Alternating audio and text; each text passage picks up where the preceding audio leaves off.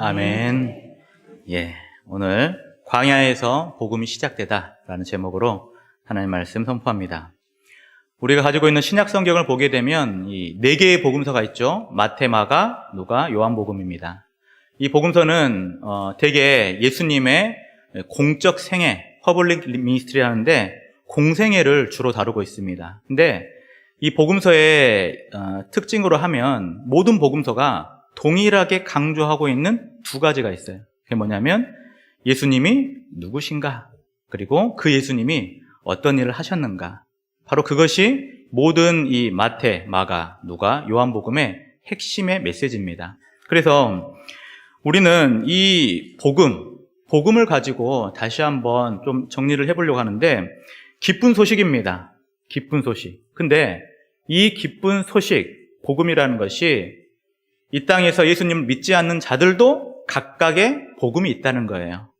짧게 귀결되면 돈이 있을 것이고 권력이 있을 것이고 명예가 그들에게는 복음입니다. 왜냐하면 돈이 있어야 필요한 걸 채우고 먹고 싶은 걸 먹고 또 많은 부를 누릴 수 있기 때문에, 그것뿐만 아니죠. 좀 힘이 있어야 좀 떵떵거리고 큰 소리도 내고, 더 나아가서는 내가 어떤 명예를 세워야 내 덕망도 세워지고, 그런 부분들이 이 땅에 불신자들도 가지고 있는 기쁜 소식. 근데 잘 보면 그런 것들은 썩어질 거라는 거예요. 곧 없어질 것이다. 그러나 하나님의 말씀 속에 나오는 복음은 무엇이냐? 그 복음의 본질은 예수님이에요. 예수님은 썩어지지 아니할 하나님의 영광의 본체십니다. 그 예수님이 참으로 이 땅 가운데 오셨을 때는 참 하나님이 참 인간으로 오셨고, 그 예수님이 우리를 위해 무엇을 하셨냐? 이 땅에서 죄인으로 태어나 끊임없이 망가진 인생, 내 힘으로 내 인생을 해결할 수 없는 끊임없는 삶의 문제, 끊임없는 실패, 끊임없이 죽어갈 수밖에 없는 이 망가진 인생을 하나님이 건지시기 위해서 그의 아들 예수 그리스도는 우리를 위해 죽으시고 부활하셨다. 그것이 우리에게 주어진 복음의 가장 핵심적인 메시지라는 거예요. 바로 이러한 복음 때문에 우리는 우리의 삶이 복음 때문에 기대와 소망으로 살아가고, 또한 우리는 복음 때문에 낙심과 좌절에서 벗어납니다. 또 복음 때문에 우리는 결국에 최후 승리를 얻게 됩니다. 여러분 믿으십니까? 이게 복음이라는 거예요. 그렇다면 우리가 오늘 시작하는 이 마가복음, 이 부분을 한번 볼 때에 이제 그러면 다른 복음서들과는 어떠한 차이가 있는가, 이 부분을 좀 먼저 정리할 텐데요. TV 프로그램으로 치면 마가복음은 꼭 긴급 속보와 같아요. 모든 복음서보다 가장 먼저 기록되기도 했고 그 분량도 매우 짧습니다. 마태복음 같은 경우에는 예수님의 족보가 쭉 나열되죠. 예수님이 어디로부터 시작됐는가. 누가복음 같은 경우에는 예수님의 유년 시절이 잘 그려지죠. 근데 마가복음은 그러한 것들을 말할 겨를이 없어요. 지금 이 긴급한 복음이 하루라도 더 빨리 지금 퍼져나가야하기 때문에 마가복음은 정말 간결하고 시급한 그 복음의 그 긴장감이 곳곳에 녹아집니다. 그래서 마가복음 잘 보게 되면 곧 시작, 그리고 여러 면에서 계속해서 예수님의 행동을 중심으로 이야기가 쭉 이어지는 것이 마가복음이에요. 그러한 마가복음의 그 시작, 본문의 1절 보겠습니다. 본문의 1절. 하나님의 아들 예수 그리스도의 복음의 시작이다. 꼭 뉴스 앵커가 속보입니다 라고 하는 것 같죠? 속보다. 이것은 무슨 속보예요? 예수 그리스도의 그 복음에 관한 이야기인데 잘 보라 이거예요. 예수님의 공생의 당시에 가장 지근거리에서 밀접하게 관계하고 함께 시간을 보낸 자들은 예수님의 12제자죠. 근데 그 예수님의 12제자, 예수님이 살아계실 때는 예수님 정말 메시아인가, 정말 하나님이신가, 긴가민가 잘 분별하지 못했어요. 그러니까는 예수님의 제자들 보십시오. 예수님이 붙잡히던 그 마지막 밤에 어떻습니까? 다 도망가요. 다. 나는 도망가지 않겠습니다 하고 했던 베드로는 어떻게 했죠? 3번을 부인해. 모르는 사람인데요. 정말 모릅니다. 저주하고 욕하고 부인하고 그렇게 떠났단 말이에요. 근데 놀라운 것은 뭐냐면 그렇게 예수님이 십자가에서 죽으시고 며칠 만에? 3일, 곧 사흘 만에 부활하셔서 다시 예수님의 그 제자들을 찾아가 만나주시는데, 부활의 주님을 만난 제자들의 삶을 보셔요. 완전히 그들의 인생이 뒤집어져 버려요. 예전에는 두려움 때문에, 예전에는 긴가민가 했던 것 때문에 예수님을 온전히 따르지 못했던 그들이 사도 요한을 제외하고는 다 순교의 길로 가요. 복음을 전하는 일에 내가 썰리고 목이 잘리고 톱으로 켜지고 끓는 물에 부어지고, 그래도 복음 전하는 일에 그들이 주저하지 않았다는 것. 무엇 때문에요? 기록된 말씀 가운데 역사하신 하나님의 그 약속이 예수님으로 보여지는 것. 예수님이 친히 이 땅 가운데 메시아로 오셔서 그 메시아가 우리를 위해 죽으시고 부활했다. 그 부활의 주님을 만났던 이 제자들뿐만 아니라 수많은 인생들이 어떻게 돼요? 다 뒤집어져 버리는 거예요. 그게 복음의 능력이에요. 그래서 오늘 본문의 시작은 뭐예요? 이 강력한 은혜의 복음이 지금 시작되었다라고 말하면서 시작이라는 부분들을 강조하게 되는데, 이 시작이란 말은 여러 가지 의미로 좀 살펴볼 수 있지만 오늘은 장소적인 측면 한번 살펴보려고 해요. 자, 본문의 1절과 2절 한번 보겠습니다. 본문의 1절, 2절. 자, 2절과 3절입니다. 선지자 이사야의 글에 보라, 내가 내 사자를 내 앞에 보내노니 그가 내 길을 준비하리라. 광야에 외치는 자의 소리가 있어 이르되 너희는 주의 길을 예비하라. 그의 오실 길을 곧게 하라. 기록된 것 같이 라고 시작하면서 이 복음의 시작이 어디서부터 출발하는가? 바로 광야예요, 광야. 우리가 종종 가끔 지진 속보를 들을 때 뭐라고 말합니까? 여러 피해 규모도 말하지만 항상 지진이 나면 그 지진의 진앙 혹은 진원지를 밝혀주죠. 어디서부터 이 지진이 출발했는가? 이게 중요한 거예요. 왜냐하면 그 지진의 출발 때부터 잘 살펴봐야 피해를 예방할 수 있기 때문에. 근데 복음은 어디서부터 출발했다고요? 광야라고요. 로마의 수도가 아니었어요.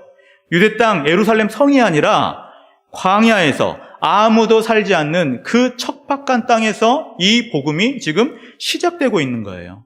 그러면서 오늘 우리는 무엇을 보냐면 이 광야에서 시작된 그 복음, 그 광야에서 무슨 일이 일어났는가? 세 가지 조안점을 들고 보려고 합니다. 첫 번째, 이 광야는 약속의 성취가 이루어지는 곳이에요. 자, 이스라엘 백성들에게 광야라는 어떤 곳이냐? 우리 입장에서는 사실 잘 모르겠어요. 광야 생활을 뭐 해본 적이 없으니까. 근데 이스라엘 백성들에게 광야란 특별한 의미로 다가옵니다. 그게 뭐냐? 그들의 조상이 애굽 땅에서 400년간 종살이를 합니다. 고된 노역으로 그들이 깊은 신음과 부르짖음 가운데 하나님 들으시고 기억하시죠. 아브라함에게 했던 약속을 기억해서 그들을 건져내기로 작정하시고 인도자 모세를 통해서 결국에 출애굽해요. 그들이 나아갈 땅은 약속의 땅 가나안이죠. 근데 가나안으로 가는 그 여정, 출애굽에서 가나안에 도착하는 그 기간 몇 년 동안이었습니까? 40년. 40년 동안 이스라엘 백성들 어디 있었어요? 광야에 있었다는 거예요. 근데 그 광야가 어떤 곳이냐? 사막이에요. 불모지예요. 농사를 지어서 소출을 생산할 곳도 아니고 끊임없는 그런 날씨의 여러 가지 면에 있어서 살기에 적합하지도 않는 그곳. 먹을 양식도 없죠. 마실 물도 없는 그곳. 근데 하나님 뭘 하십니까? 그 광야에서 이스라엘 백성들을 40년간을 지켜가세요.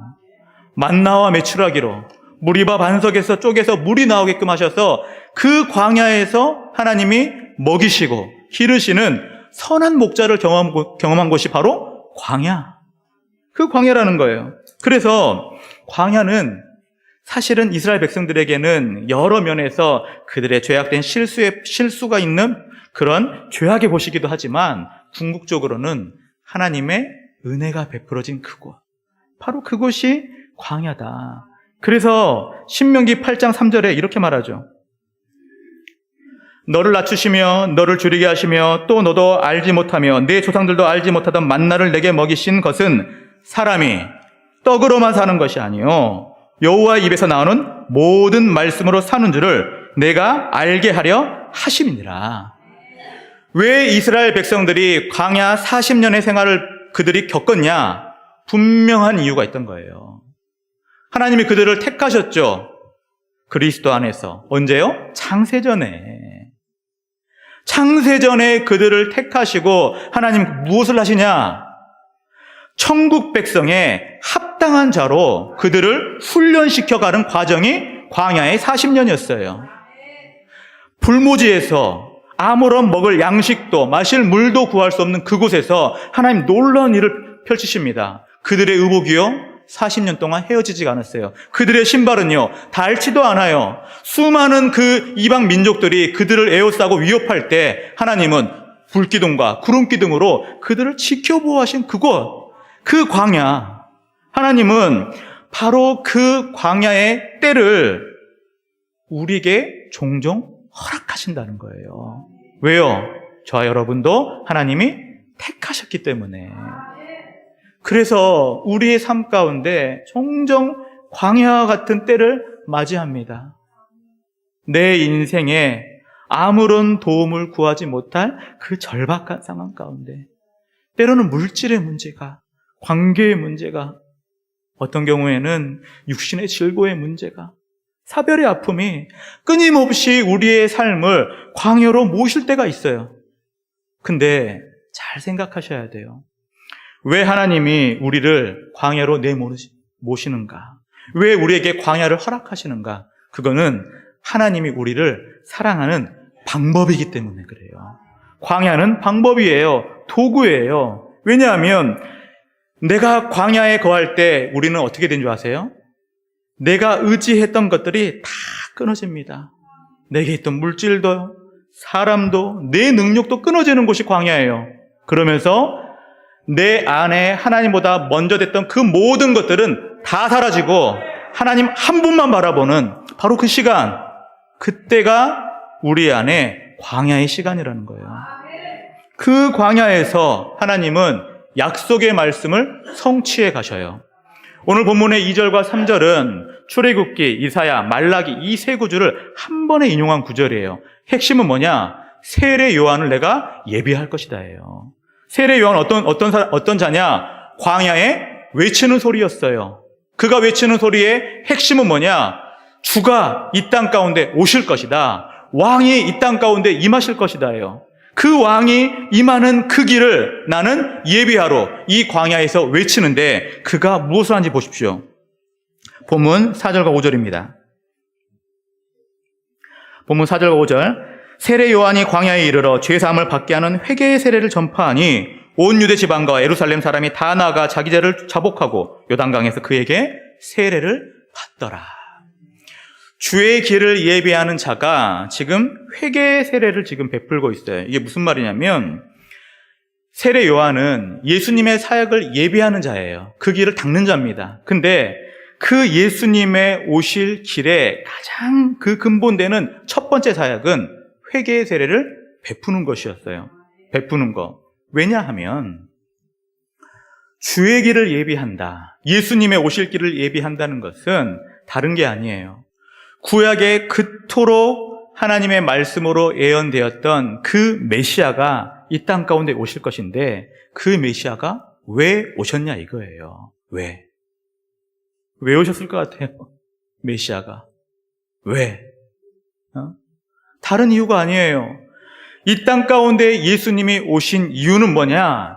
우리가 하나님과 맺은 그 언약을 계속적으로 반복적으로 실패했기 때문이에요. 구약의 이스라엘 역사를 한마디로 요약하면 어떤 역사인 줄 아세요? 하나님의 약속을 실패로 반복된 죄악이 얼룩진 역사가 바로 이스라엘의 역사예요. 그들은 끊임없이 실패합니다. 끊임없이 하나님의 뜻에 반대합니다. 하나님의 말씀을 지키지 못합니다. 끊임없이 우상 숭배하고 하나님을 떠나가고 하나님 말씀에 불순종하는 것이 이스라엘의 역사의 역사, 반복이 되는 것이에요. 그래서 하나님이 무엇을 하셨냐면 그들과 맺은 언약을 자꾸 자꾸 그들이 깨버리고 어겨버리고 자꾸 실패하니까 하나님은 새 언약을 주셔요. 새 언약. 예레미야 31장 31절에서 32절 보겠습니다. 여호와의 말씀이니라. 보라, 날이 이르리니 내가 이스라엘 집과 유다 집에 새 언약을 맺으리라. 이 언약은 내가 그들의 조상들의 손을 잡고 애굽 땅에서 인도하여 내던 날에 맺은 것과 같지 아니하다라고 해요. 본래 언약은 하나님 말씀에 순종하는 것이 언약이었어요. 근데 이스라엘 백성들이 계속 순종하지 못하고 불순종하니까 하나님이 새 언약을 주셨는데 이 새 언약의 특징은 뭐냐? 한마디로 은혜의 언약이라는 거예요. 언약을 지키는 자가 지키지 못하니까 하나님이 스스로 이 언약을 지키겠다고 다시 언약을 맺으셨는데 그 새 언약의 본체가 뭐냐? 바로 오신 메시아. 그가 오셔서 실패한 이스라엘 대신에 그 메시아가 이 이스라엘 대신하여 하나님 언약을 대신 지켜서 이 언약이 성취되는 것. 그게 새 언약이에요. 그래서 그 새 언약이 시작되는데 문제는 뭐냐면 이 새 언약의 시작은 언제나 회개. 언제나 하나님께 다시 내 마음을 돌이키는 데부터 시작한다는 거예요. 그래서 세례 요한의 사역의 그 출발은 회개의 세례를 베푸는 것. 그것이 성취되는 거예요, 지금. 바로 그러한 면에서 광야는 하나님의 모든 은혜의 말씀이 참으로 척박한 그곳, 아무도 없는 그곳, 볼품없는 그곳에서 오히려 하나님은 신실하게 일하시고 있었다. 단 한 번도 하나님 언약을 잊어버리거나 그 하나님의 약속을 망각하거나 그 약속을 다시 이제는 지키지 않기 위해서 하나님이 변개하는 것이 아니라 언제나 하나님은 그 약속을 신실하게 지키고 계셨다. 어디까지요? 광야에서조차도. 바로 그 광야의 의미가 있는 거예요. 두 번째, 그 광야는 어떤 곳이냐? 예수님의 세례가 이루어지는 곳이에요. 본문 9절 봅시다. 그때 예수께서 갈릴리 나사렛에서부터 와서 요단강에서 요한에게 세례를 받으셨다라고 시작하죠. 예수님의 오실 길을 예비하면서 세례 요한이 세례를 베풀고 있을 때에 예수님이 실제적으로 공생애, 그 공적 생애가 시작되는 장면이에요. 예수님은 공생애 전에는 어디에 계셨냐? 이 유대 북쪽에 있는 갈릴리, 나사렛이란 동네에 살고 있었습니다. 그의 아버지 요셉, 어머니 마리아, 그와 함께 형제들과 살고 있었는데 예수님의 나이 약 30세쯤이 돼서 예수님이 드디어 공적인 생애를 시작하는데 그 출발이 뭐였냐면 세례 요한에게 와서 세례를 받는 것으로 시작이 돼요. 근데 참 재밌는 것은 오늘 마가복음에서는 간략하게 지금 넘어가지만 사실 세례를 받으러 온 예수님을 세례 요한이 단번에 알아봐요. 단번에. 근데 적지 않게 당황합니다. 왜냐하면 마태복음 3장 13절과 14절 보겠습니다.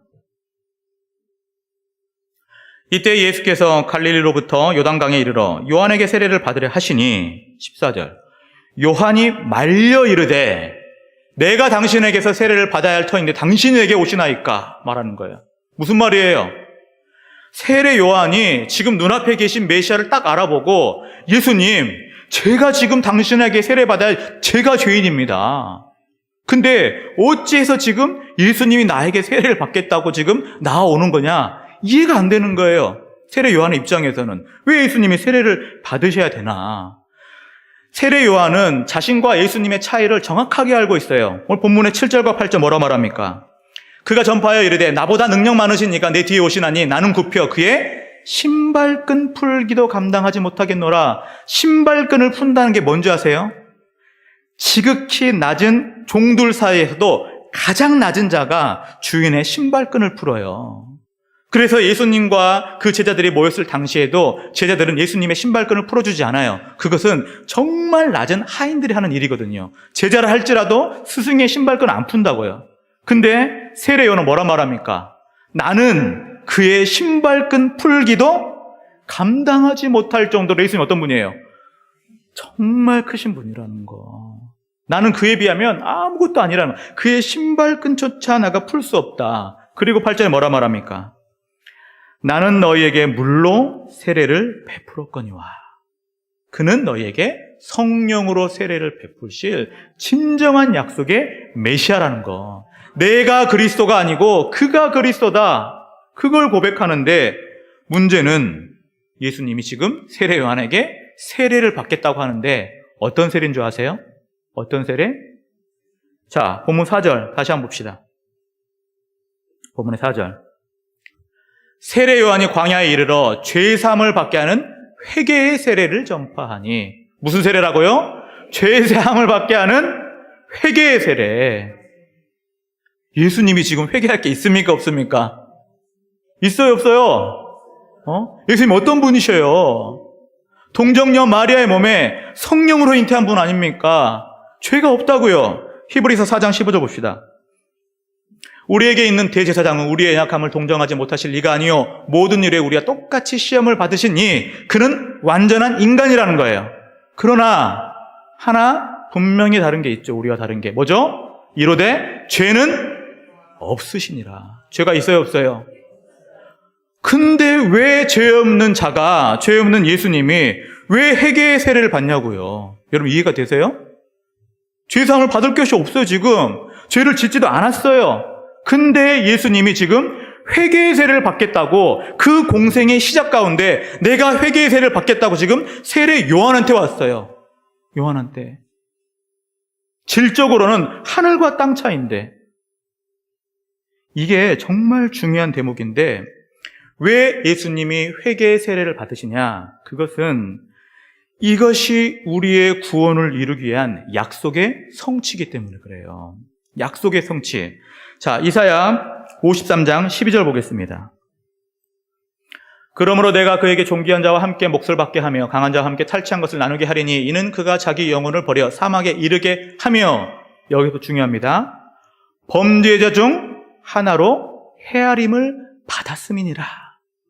이사야 53장은 그리스도의 순환짝으로 유명한 장이에요. 고난받는 종이 어떤 종인가, 그가 무슨 일을 하는가, 그가 순환받고 죽는다는 것을 예언한 말씀인데 다시 한번 띄워주세요. 그가 범죄자 중에 하나로 헤아림을 받았다는 거예요. 왜 그럴까요? 죄가 없으신 분이. 왜 죄가 없으신 예수 그리스도께서 범죄자로 여겨져서 지금 회개의 세례를 받고 있느냐? 바로 이 부분을 우리가 깊이 묵상해야 되는데 그것은 바로 저와 여러분 때문이에요. 따라합시다. 나 때문이다. 예수님의 회개의 세례를 받는 것은, 왜냐하면 이 방법 말고는 죄인을 구원할 방법이 도무지 없기 때문이에요. 이 땅의 죄인들은 자신의 죄를 스스로 해결할 수 없습니다. 아무리 노력을 해도, 아무리 인생을 잘 살아도 자신의 문제를 해결할 수 없어. 그의 모든 인생의 말미는 뭐예요? 죄의 싹은 사망이요. 다 죽는 거예요. 자기 자신의 죄 때문에. 죄의 문제를, 이 사망의 문제를 우리는 스스로 해결할 수 있어요? 없어요? 못해요. 그래서 하나님이 뭘 하시냐면, 이게 구약시대 때 보게 되면 우리는 지금 하나님 앞에 예배로 나와서 하나님과 교제하고 하나님의 은혜를 누리지만, 구약 백성들은 어떻게 하나님께 나아갔습니까? 제사로 나아갔죠. 제사를 나아가는 그 과정을 한번 기억해 보세요. 어떻게 나아가죠? 제사로 드리러 나갈 그 일반 백성이 성막으로 나아갑니다. 제사장들이 그 심호하는 그곳에. 근데 빈손으로 안 가죠. 항상 희생 제물을 들고 나가요. 희생 제물을 들고 나아가서 하나님 앞에 제사로 왔습니다 라고 하면 제사장은 무엇을 하냐? 그 사람의 모든 죄악을 그가 가져온 희생 제물에게 안수하면서 이 사람의 죄가 이 희생 제물에게 다 전가되었습니다. 그리고 이 희생 제물은요, 모든 죄가 전가돼서 그 죄값으로 희생 제물이 쪼개지는 거예요. 각이 떠지고 피를 받습니다. 그러면 제사장은 뭘 하냐? 그 받은 피를 가지고 우술주에 찍어서 성전 안에 있는 그 성전 기명들에다가 막 뿌리기 시작해요. 그러면 무슨 일이 일어나냐? 하나님은 그것을 보시고 그 사람의 죄가 이 희생 제사를 통해서 이 사람의 죄는 사하여졌다. 그러면서 하나님과 관계가 회복이 되는 거예요. 근데 이 뿌리는 면들이 있죠. 이게 오늘날 우리 장로교에서 하는 세례와 밀접한 연관이 있어요. 세례는 여러 가지 방법들이 있습니다. 침례교단에서는 침수례를 해요. 침수례. 물에 담갔다가 나오게 됩니다. 근데 우리는요, 그렇게 하지 않죠. 우리는 살수례를 해요. 물을 뿌리는 면, 찍어서 뿌리는 살수례를 하는데, 이 살수례의 근거가 바로 구약의 제사예요. 제사. 세례는 죄를 씻다는 의미를 갖기 때문에. 그래서 예수님께서 지금 세례를 받으신다는 의미가 뭔지 아세요? 그것도 회개의 세례를, 그것은 죄인인 우리를 대신하여서 예수님이 친히 죄인처럼 여겨지는 겁니다. 죄인된 모습으로 와서 세례를 받는 것, 죄인된 모습으로 와서 하나님 앞에 쪼개지는 것이 바로 예수님 받으신 회개의 세례인 거예요. 그래서 그 회개의 세례가 이루어졌을 때 어떤 일이 일어나냐면, 오늘 본문의 10절과 11절 봅시다. 놀라운 일이 일어나요. 곧 물에서 올라오실 때 하늘이 갈라짐과 성령이 비둘기같이 자기에게서 내려오심을 보시더니 하늘로부터 소리가 나기를 너는 내 사랑하는 아들이라 내가 너를 기뻐하노라 하시니라. 엄청난 일이 이루어져요. 우리는 삼위일체 하나님을 믿고 삼위일체 하나님으로 고백하죠. 성경에 적지 않는 여러 삼위 하나님에 관한 부분이 나오지만 가장 분명하고 직접적으로 나온 대목이 바로 이 대목이에요. 하늘이 갈라졌다. 그리고 성령이, 하나님의 지혜와 말씀을 상징하는 그 비둘기 모양으로 성령이 예수님에게 임하고, 그 다음에 하늘에서는요, 음성이 나는데 성부의 음성이에요. 이는 내 사랑하는 아들이라. 아들이다. 그래서 성부와 성자와 성령이 참으로 각각 구별된 위격을 가지시며 본질상 하나라는 이 삼위일체의 놀라운 은혜가 여기 드러나고, 더 나아가서는 모든 하나님의 구원 사역에 있어서는 늘 삼위 하나님이 함께 계심을 보여주는 거예요. 단독적인 사역이 없어요. 언제나 삼위 하나님이 함께 일하십니다. 함께. 그러면서 우리가 주목해 볼 표현 한 가지. 10절 다시 한번 보여주세요. 예수님의 세례가 마쳐지자 어떻게 돼요? 곧 하늘이 갈라졌다라는 표현이에요. 하늘이 갈라졌다. 이건 정말 초자연적인 일이에요. 하늘이 갈라져요. 이 헬라어로 보게 되면 스키제인이라고 하는데 마가복음에서는 딱 두 번 쓰입니다. 오늘 본문에 이 부분하고 마가복음 말미에 있는데, 마가복음 15장 38절 보겠습니다. 이에 성소 휘장이 위로부터 아래까지 찢어져 둘이 되니라. 이 찢어지단 말이 스키제인이에요. 갈라지는 것, 찢어지는 것. 근데 참 놀라운 것은 이러한 기적적인 사건, 예수님의 십자가상에 돌아가실 때 성소의 휘장이 위로부터 아래까지 찢어진 거예요. 이것도 초자연적인 일이죠. 근데 이러한 일들 뒤에 뭐가 고백되어지냐면 마가복음 15장 39절입니다. 예수를 향하여 섰던 백부장이 그렇게 숨지심을 보고 이르되 이 사람은 진실로 하나님의 아들이었다다. 초자연적인 일이 일어나고 나서 뭐가 드러납니까? 예수님이 하나님의 아들, 그 인자가 사람의 모습이고 완전한 사람이지만 동시에 완전한 하나님이다. 이게 드러나게 되는 거예요. 그 하나님이 우리를 대신해서 쪼개지는 것이 바로 구약의 약속의 성취, 바로 예수님의 회개의 세례였던 거예요. 회개의 세례. 그러면서 이어지는 것은 뭐냐? 곧장 시험이 이어집니다. 자, 마지막으로 이 광야는 시험이 임하는데 본문 12절과 13절 보겠습니다. 성령이 곧 예수를 광야로 몰아내신지라 광야에서 40일을 계시면서 사탄에게 시험을 받으시며 들짐승과 함께 계시니 천사들이 수종 들더라 라고 말하는데, 예수님의 세례가 끝나자마자 무엇이 이루어지냐? 성령이 예수를 광야로 몰아붙여요. 그리고 뭐가 이루어져요? 사탄의 시험이 이어집니다. 여기서 나오는 이 세례, 시험은 정말 밀접한 관계를 가지고 있어요. 뗄래야 뗄 수가 없어요. 만약에 앞에 예수님의 세례가 없었다면 뒤에 시험도 사실 의미가 별로 없어요. 근데 어떠한 밀접한 관계를 가지냐면, 아까 말했지만 이 예수님의 세례는 구약의 제사와 밀접하게 연관이 갔죠? 구약의 제사와. 근데 구약 시대 때 보게 되면 이스라엘 백성들이 1년에 딱 한 번 욤키푸르라고 하는데 대속죄일이라는 그 절기를 지킵니다.